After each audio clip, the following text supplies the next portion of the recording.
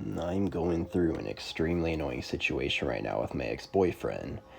The answer is going to be long. Please bear with me. First, a little background about the relationship.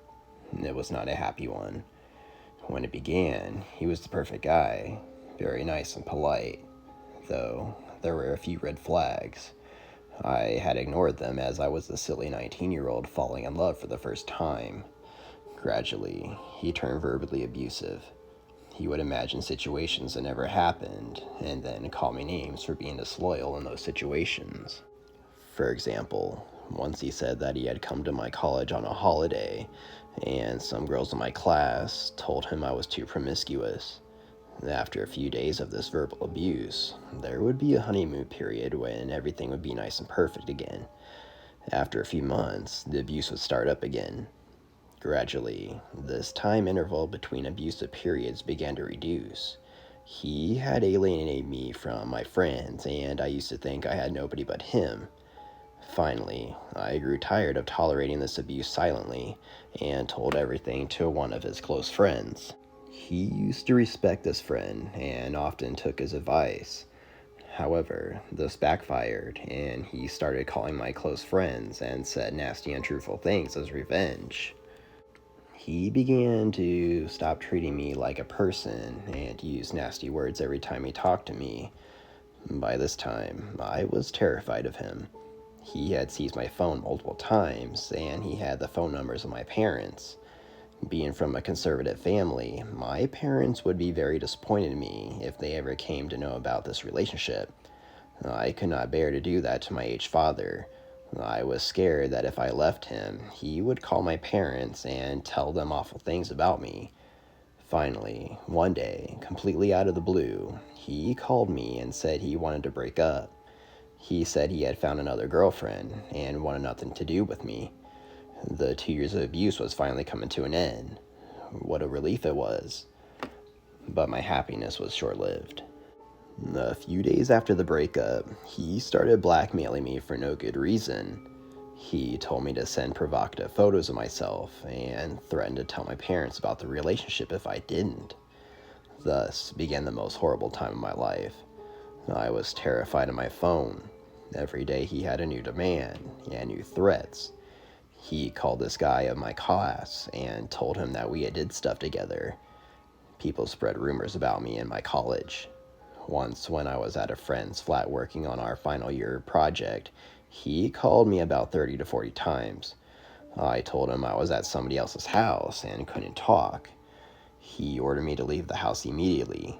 When I stopped picking up, he found the phone number of another guy in my project by calling up some other people and called him instead. He even found somebody working at the same company as my older brother and used that person to get my brother's phone number.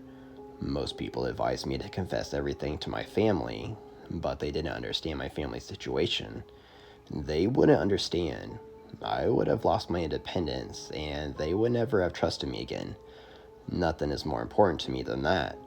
Meanwhile, he asked me to meet him one evening. I was too scared to refuse.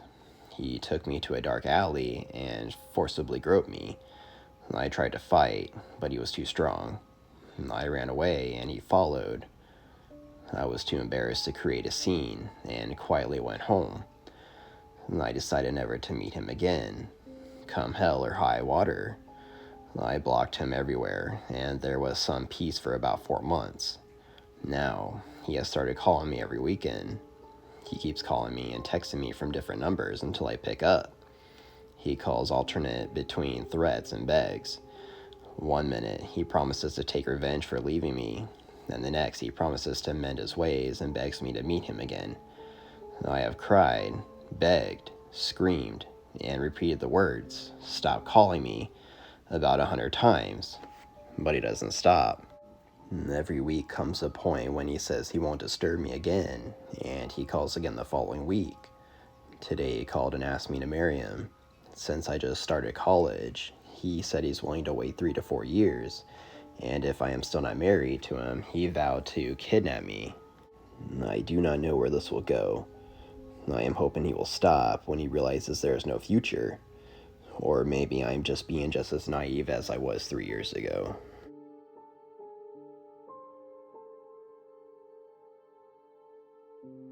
When I was in high school, I met this guy in German class. We hit it off and started dating. We dated for about 6 months, and he kept pressuring me to fool around with him, but I wasn't ready at the time. I was 15, so I broke it off with him. He proceeds to stalk me at school. He followed me to my classes, he called my house constantly, and he showed up to my work as well. He calls every Sunday around 3 p.m., saying he's going OD on pills and take himself out. To top off the crazy, he stalks me to my class again and hands me a letter.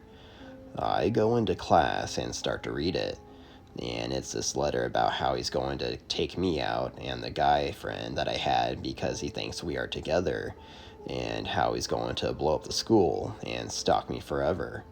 The kicker is that the note had effing blood all over it. He emo cut his wrist and then wrote the note. I turned the note over into the office and he was suspended. Fast forward going on 10 years later, I still get messages that he says that he's in love with me and that he will never let me go.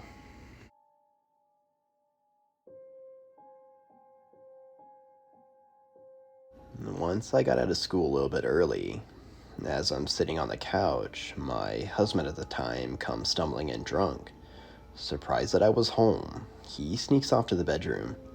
I walked in a bit later and he was passed out. That's when I find his phone on the floor.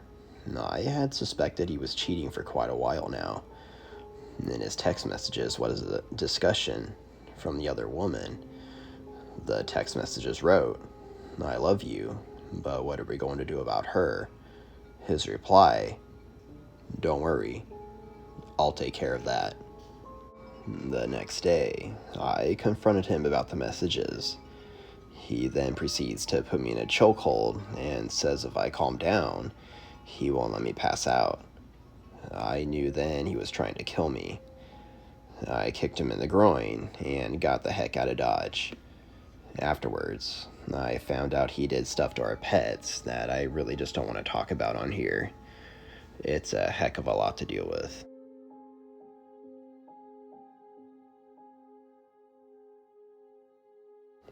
I think I was around 18 years old. We'd been dating for about 8 months, and I broke up with him because my parents were treating me differently, and I didn't like it. It put too much strain on both my boyfriend and my parents and I's relationship, and I couldn't take it anymore. I broke up with him one night, and about a week later, he showed up at my parents' house, wanting to talk to me. My mom answered the door. I didn't want any part of it, so she told him to go away. He got belligerent and eventually left, so she called the police. He was pulled over and given a warning, then they let him be. When my dad was at work, my mom took my sister somewhere as well, and I was playing Mario Party 8 on my Wii at home. There was a knock at the back door, and I looked through the glass from the couch, and he was there looking and trying to talk to me. Again, I didn't want any part of it, so I ignored him. He got mad and shouldered the door. The frame cracked. He did it again, and the door burst open. I said, "What the heck are you doing?" And he grabbed me and put me over his shoulder and carried me outside. I figured he was just going to put me in the front seat and leave with me, but then he popped the trunk of his car with the remote, and I realized that what was going to happen. I twisted a little, which surprised him, and he dropped me, but then he put me in a headlock where I couldn't breathe, and I stopped struggling. He tossed me in the trunk and shut it and drove off. At this point, I was doing everything I could to get out of the trunk. The car he had was a Buick, and the model which, of course, doesn't have a way to open the trunk from the inside, so I started kicking the back of the seats to get out. This was in August, and the temperatures outside was riding 95 degrees, so inside the trunk was about 110. I got my head out and could finally breathe. He had calmed down a bit, and I knew he just wanted to talk to me, so he didn't really freak when I was able to climb into the back seat. When he was putting me in the trunk, the neighbor kids were outside and they saw what was happening and ran inside to tell their parents. The parents called the police. The police called my mom, and my mom was doing 95 down the highway to get home. My ex-boyfriend drove me an hour and a half away to an old camp he used to go to, and we talked for a while. He then took me to Pizza Hut because I was really hungry. I remember wondering why no one was concerned that I was waiting for pizza without shoes or socks on, because no one was said anything to me. I figured my parents hadn't realized what had happened yet. Little did I know, an Amber Alert had already been issued. Anyways, he decided he didn't want to go to jail, so he was going back to his workplace, or place of residence, to get his shotgun. When he got there, the cops were waiting for him and tried to taser him. They missed, but he jumped back in his car and did a backwards U-turn. He started driving through the city at speeds of 60 to 85 miles per hour. If you've never been in a high-speed police pursuit, let me tell you, it's a rush. So much adrenaline. Anyways, he was going to get on the highway, but the police had blocked it off with spike strips, so he turned onto the back road that dead-ended. He ended up crashing into a tree. I was in the front seat by this time. The cops swarmed my car, and they pulled us both out. Not realizing who we were, they cuffed both of us and put us in separate cop cars. Once everything was situated, they uncuffed me and put me in a police SUV and transported me back to the police station in my city. My parents and sister were there. They were freaked out, but they found out that I was okay. The whole ordeal lasted around 10 hours. My ex got 4 years and is now at a jail in a halfway house.